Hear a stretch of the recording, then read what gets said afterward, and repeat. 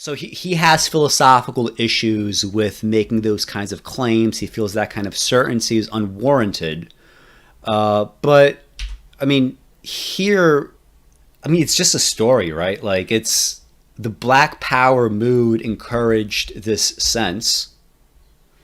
And because I detect it and I see it in the leadership, right, we have this chip on the shoulder, and it's because of the Black Power mood. And it's kept up to today. And curiously, because I know there might be counterfactuals, let me give my objection first. My objection is you read about almost never before the second half of the 20th century. So he's saying that this chip on the shoulder attitude and this just general sense of entitlement. I'm not sure how entitled black people in fact feel. Who knows? And who knows what that means in practice, and what that means anything in practice. That's another thing to study. But the counterfactual that he objects to, that doesn't strike me as very good evidence. I haven't read his other works. Like I've read all about the beat, which is a sort of, I share John's kind of skepticism about hip hop. I just like him, I'm not sure if you grew up with it, but I grew up with hip hop, and it was definitely my favorite genre growing up, probably still is. And I was very politically interested in it, and I guess I share some of his political skepticism now. But I think my deeper skepticism about hip hop is the artistic side of things, which incidentally is not John's objection to hip hop. But anyway, I read that book, so I don't know exactly what kind of evidence he would present for this idea as plausibly leading to some of these police interactions with black people that end with innocent people getting killed. But so far, what's available in the video, like, this is not very plausible. And it's not very plausible, especially in light of the fact that he already raised a philosophical objection about a similar kind of set of claims. And if they apply there, they're going to have to apply here. And based on the information that we have, we could sort of like ignore this, right? And the second part is, he says, to welfare and fatherless communities, Glenn says, or rather, John says that Glenn would disagree with the extent that John makes this an issue. And I would probably agree with Glenn that although there is some causative power here in welfare causing some level of fatherlessness, that is not all the salient portion in terms of policy. And it's also not morally relevant at all.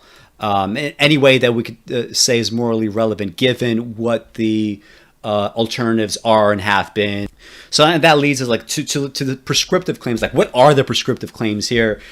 So far, we haven't seen much, but there is a kind of like, poo-pooing, right? There is like a poo-pooing of this is not a legitimate feeling, right? Like, this was engineered into you by liberalism, by black power. And also he later takes this argument, right?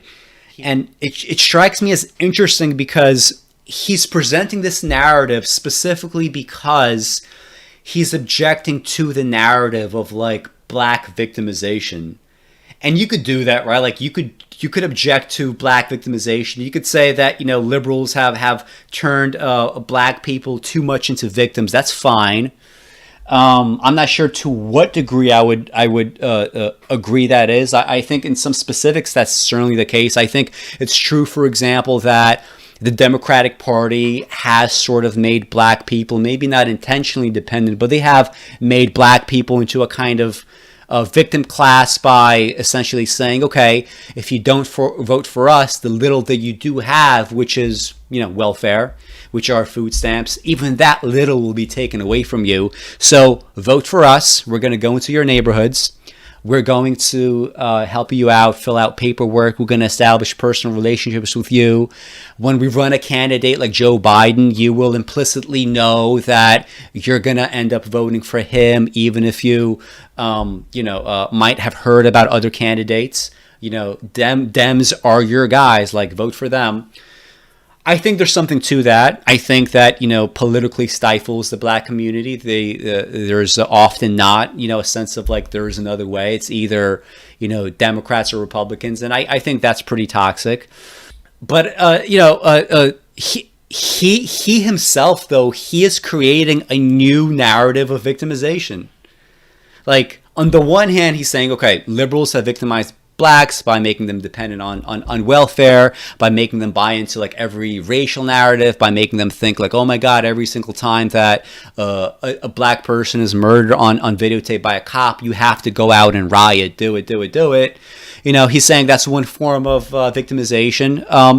But this strikes me as like just another form of victimization in his own narrative, right? Like, except it's not white liberals that are doing this. It's sort of older liberals, and it's like the black power mood, and black people again are painted in a very kind of helpless way, right? Like here it's kind of reaching out from the distant past where it's a little harder to ascertain the facts. Like, we could sort of read and understand what the rhetoric is now and how it affects people. Like, we could see that most black people, they actually are not so radicalized by like the Bernie Sanders rhetoric. They overwhelmingly went for Joe Biden. Like, we know that's true. But here you have this black power mood, which is already kind of like nefarious in a lot of people's thoughts. Like, they think of that thing where you go out and make your own state. They think of militarism and anti-whitey racism, which, it was a part of the original Black Panther Party movement. But, officially, at least, the Black Panther Party was a Marxist-Leninist organization. So they specifically had a prohibition against racism, although I'm sure that functionally, that wouldn't really play out that well, right? You have, an oppressed black community. You're going to expect some level of anti-white resentment there. But he knows that it's somewhat nefarious, and this is the narrative that he creates, right? Like, it's very hard to test it. It's very hard to go back and check what people's actual day-to-day reactions were. How liable were they to fall for radical ideologies? We know that today it's not really the case, but maybe back then it was different. But, to me, this is just like another form of victimization. And I'm not really sure that I buy that. I really don't buy that, and that's not a virtue signaling on my part. Well, we're saying something that's very inconvenient politically. We're saying something that plays in the hands of white supremacists. We're saying something that sounds like it's mealy-mouthed apologia for the establishment, for the structures of racial domination in the society. And that was well put.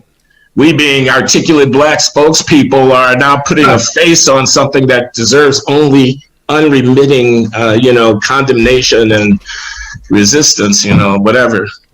I'm trying to stay in touch with reality. That's all I'm actually trying to do. This is a first order problem, man. As I say, this is going to happen again. We could review the bidding. It will. And that's the point, right? It will happen again. Somebody's going to get killed, and there are going to be riots because it's going to be an unjustifiable killing. Every single time there was a riot in the 60s, there was a report that was released, and it was almost always the same. Like, it was, got to make this reform, that reform, sometimes to policing, oftentimes to employment, oftentimes to inequality, oftentimes to segregation, oftentimes to the macro kind of issues that they sometimes talk about here on the Glenn Show.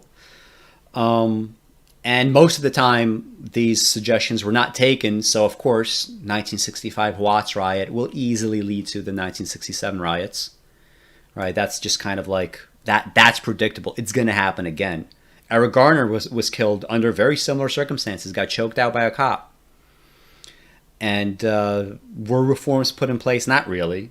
It took a while even for that cop to ever be prosecuted. Nothing really happened. So what next? Well, next time that it happens, you're going to get a riot. Because you didn't get a riot. You got a riot during Michael Brown. You didn't get a riot, I don't think, during Eric Garner, from what I remember. But eventually you're going to get a riot. And again, if you want to say this is a moral outrage, my question to you is, how do you avoid the moral outrage of this riot? And the answer can't be, we teach black people to not view this from a racialized lens. This is literally hitting, even if you believe that's true, I'm not saying that I believe it's true, but this is functionally like hitting your head against the wall. while shouting, "Why are black men murdered on video so emotionally wrenching for you guys? Grow up. Grow up." You're just doing that. Like, that's a rhetorical question, right? Why is that so emotionally wrenching for you?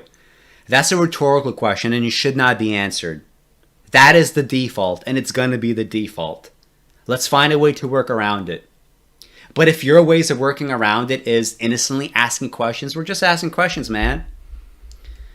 If you're just innocently asking questions to eliminate the sort of prescriptions that are in fact necessary to cure these issues, then you're going to get more riots, right? Like, it's going to happen again. He admitted, he said it, he knows it's going to happen again.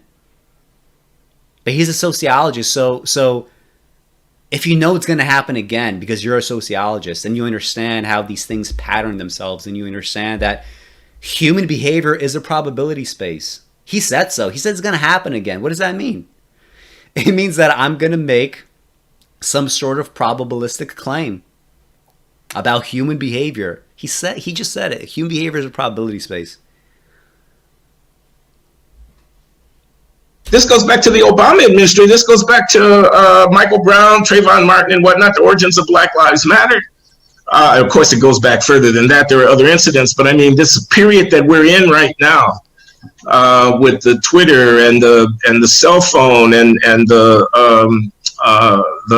kind of instantaneous social media mediated kind of centering of the national attention around them, and then these things grow up and they become larger than life, and they become emblematic of what's going on in the country, emblematic of what it means to our children to think of themselves as black. They think of themselves as black. You can't turn on the television, and I'm watching this very interesting show with my wife, Queen Sugar. This is on the Oprah Network, and every kind of cultural medium dealing with black life is saturated with this narrative about blacks, the cops, crime, prison. You see how Joe Biden wants to talk to black people? He wants to talk to us about crime, about prisons, about how, because he thinks, and perhaps not inaccurately, that much of our political sensitivity is going to be driven by this narrative about the thing. So, yeah, and perhaps not inaccurately is the operating phrase. And it's not just inaccurately in terms of the perception, in terms of the media narrative. It's also not inaccurate in terms of reality, right? I don't know. I think it's completely wrong, John. I think black people in poor cities need the cops. They need the cops. They need public safety. They need security. The main threat to the quality of their life is not being preyed upon by cops. It's being victimized by other black people. That's just a fact. It's just a fact. And that's very true. Like, but this gets, again, very, very uncomfortably close to the sort of, like, people think that this is a point. I think it's obviously true that if you imagine America right now as it is, with a police force and without a police force, I think it's obviously true that having a police force, having the status quo as it is right now, is infinitely preferable to having no police force. But once you concede that that is obvious, we have to talk about everything else, which is really what the conversation is about. Like, I have not seen any proposals by any politicians ever that amount to let's not have a police force. Because in reality, we're not eliminating the police force, right? That's not going to happen. We understand that if that were to be attempted even for 24 hours, everybody that would be against the police would say, oh my God, we need the police. Just like all these people that were crazy anti-vaxxers, they're going to want to get a coronavirus vaccine. Just like all these people that said, oh my God, we can't give money for people that are going through bad times. We can't just give them money. Now, Trump gives them 2 stimulus payments. just because there's a coronavirus that's out of their control. Meanwhile, cancer is outside of their control. Meanwhile, getting fired from their job is outside of their control. Meanwhile, being born black into a single parent household is outside of their control. But they don't deserve to get, cash payments for that, right? You're gonna say no police until you have that, and then you're gonna say, I was so stupid. Steven Pinker says the same thing. I forget what he's referring to, but when he was young, there was some rioting where there was a situation where I think the police union in Canada went on strike, and he was like a sort of like anarcho-communist like I was. We seem to have shared very similar politics during our teenage years. And he was like, the same way. He was like, yeah, no police. Like, people are going to learn to take care of themselves. Like, if things are good. And pretty soon, he saw what the outcome of that was, and he changed his mind pretty promptly, which is good. Some people would just double down. Anyway, so just to be clear, right, that's not the argument that we're making so far. I don't think anything that we've seen about George Floyd or Arbery should lead us to the conclusion logically that let's not have a police force. Okay, so if we're interested in the quality of life, among the things, of course, to which we should attend is, bad behaving cops who are hurting people and hurting black people. Of course, we should not ignore that. Of course, and that's the point, right? That's the point. And also, we have to see, when we're adjudicating bad behaving cops, is there a racial dimension to it? Glenn says 5%. John says it's a question that is philosophically insoluble. Isn't that kind of like where we're at, though? Isn't that the core disagreement? But can we kind of keep this thing in proportion? The tail wags the dog here. We need the cops. Of course. Okay? Cultivating a sensibility in our people of distrust and contempt for the... And again, he's shouting here, right? He's again shouting here. He's shouting about the anti-cop rhetoric. And he's spending a lot of time on it.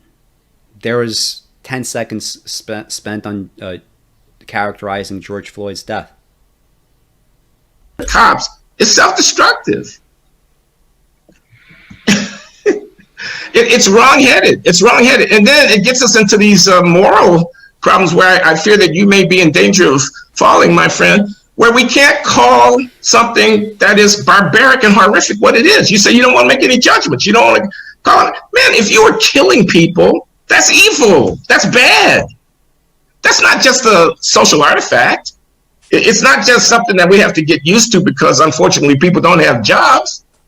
It's contemptible. And the rioting is contemptible. It deserves unreserved condemnation. When people pour out of their houses into the streets with the intent to assault and to destroy other people's property, there's no warrant for that. There's no justification for it whatsoever. Are you sure there isn't, though? Yeah. Are you sure? Can you really tell me why I'm wrong, Mike? Because the entire social compact depends upon me thinking that. But we can't be making exceptions, except when somebody in your group gets unjustly killed by the police. Other than that, you don't set fire to the guys to the immigrant market that's on the corner. You don't go into the department store and steal. For what? What are you asserting? What are you showing? You're asserting your sense of selfhood, and you have to. I don't. Is that what you think they're doing? Really? Yeah. On one level, I look at that and I am as disgusted as you are. But on the other hand, take this person. He's a guy. Yeah, I'm going to give him a name. Let's call him Omar. That's a little old-fashioned now, but Omar. Omar is about 26 years old. He grew up in the ghetto. He's only known other Omars. And, the generation a little older than him, half of them have gone to prison. Their whole sense of what masculinity is based on a certain street conception of it. And more to the point, they have grown up in the 90s and afterward. Omar has grown up in the 90s and afterward, and he has learned a conception of blackness where He and his people are fundamentally oppressed by racism and fundamentally oppressed by the cops. He doesn't know anything about the white versions of Tamir Rice, etc. What he knows is that the cops hate black men. He's not going to learn anything else because, frankly, he's not a reader. That's not where he gets his information. Through no fault of his own, he's a very parochial person. Excuse me. So what he hears about is George Floyd basically being choked by a cop, and he figures he's going to go get his. He's going to go steal some TVs because this is a society that's against him, and the white man deserves it. And that's all he knows. That's the only language he's ever grown up with. Is he really such a moral reprobate, or is he just deeply ignorant? I found this also very telling, very interesting to think about. Again, I've seen this video a couple times now. This whole thing, it honestly struck me like a Rube Goldberg machine, where you start here, you take your little car into the cup, you fall down, you don't fall down too hard because there's a string attached to some water. You fall through here, you think you're going to go off the cliff, but no, through the box here into this cup that ends with the goalpost of the white man deserves it. So let's just go through this thing piece by piece. He introduces an archetype. Like, he feels the need to introduce an archetype named Omar to explain looting, right? To explain maybe a riot more broadly. Let's call him Omar. He's about 26 years old, grew up in the ghetto. He's only known other Omars. A bunch of description about who he is, where he is. Generalized enough that maybe there's nothing to disagree with. The generation older than him, half of them have gone to prison. Okay. Their whole sense of masculinity is a street conception of it. Okay. Omar grows up in the 90s and 2000s and thinks he and his people are fundamentally oppressed by racism and by the cops. He's not going to learn anything else because he's not a reader, and that's not where he gets his information. He's a very parochial person, and when he hears about George Floyd, he thinks he's just going to go get his and steal some TVs because that is a society that's against him, and the white man deserves it. My first reaction was why? Like, why do you need to introduce this archetype? And why does it need to be so weirdly specific? Like, you grew up in the 90s and 2000s. You're being spoon-fed this narrative that you in fact should not believe, but you believe it anyway. Here's your age. Like, you're not so young that you're going to go out and murder somebody because you're so hot-headed, but you're not so old that you're going to, turn away from crime. You keep responding to society as this thing that's against you, and you keep saying, everybody's against me, everybody's against me. There's a riot in my neighborhood, and now I'm going to go steal a TV. And, why is any of this necessary? It's not necessary for McWhorter's kind of broader argument, I don't think. It's not necessary for his objection to Glenn. When Glenn starts discussing the riots in moral terms, which, again, it's not totally wrong thing to do, but it's a very limited utility. He doesn't need all this background information, all this context for formulating his objection. The only reason he has all this information here, this narrative, archetype of the things that he's generally been, interested in propagating himself. He has it for one reason only, and that is to propagate that point of view. But let's remember the question that John is trying to answer. John is trying to show us what a looter might look like. So he presents us this description, right? He presents us this archetype. And it's not so much that I don't think that Omars exist. I think Omars do exist. Omars have existed, and they will continue to exist. I'm sure that's a possible profile for a looter. But the question that I would ask is, why is this profile, this Omar, given preferential treatment? There's no reason to think that Omar is any more likely of a representation of a typical looter, if there is such a thing as a typical looter. than any other example. I can imagine a poor mother participating in looting. I can imagine a gang of kids participating in looting. I can imagine white people looting during Katrina. I can imagine white people looting during the Civil War. But why is Omar the default? If I'm asked to describe a looter profile, first I'd say, okay, that's kind of a weird request, but let me try. And then I'll come up with a very brief checklist, just 2 questions. Number 1, do you personally have a propensity for criminal misconduct, yes or no? Number 2, do you currently live in a neighborhood that's experiencing a riot, yes or no? When either answer is no, you just can't be a looter, right? Like if you don't have the propensity for criminal misconduct, you can't be a looter. And if you're not in a place that is experiencing a riot, you have no avenue to just start looting. Right? But if both of those things are true, then you have a reasonable route to be a looter. Right? You have both the personal willingness and you have that locational advantage to participate in that particular avenue of crime. If you're some random guy with an opportunity to steal a TV and get away with it, you'll do it, or many will do it. But if you're the CEO of a corporation with a personal criminal bent, why would you ever steal a TV? You just made like $10 million dumping mercury into the river without paying for illegal disposal. And is that on the news? But looting is more sexy, and it attracts more profile writers. And so Omar becomes the default, right? That's kind of predictable, I think. But this happens for ideological reasons, right? Let's not kid ourselves on that. It is happening for ideological reasons. John McWhorter, he needs the Rube Goldberg machine to end in the white man deserves it. He needs that to happen. So he constructs this machine with 1,000 moving parts just for this purpose. And he ends up engaging in the same kind of magical discourse that he rightly accuses modern racial discourse of perpetuating. Omars exist, right? Like, they do exist. And perhaps they exist in not insubstantial numbers. But you still don't need Omar to explain looting. You especially don't need Omar as a default.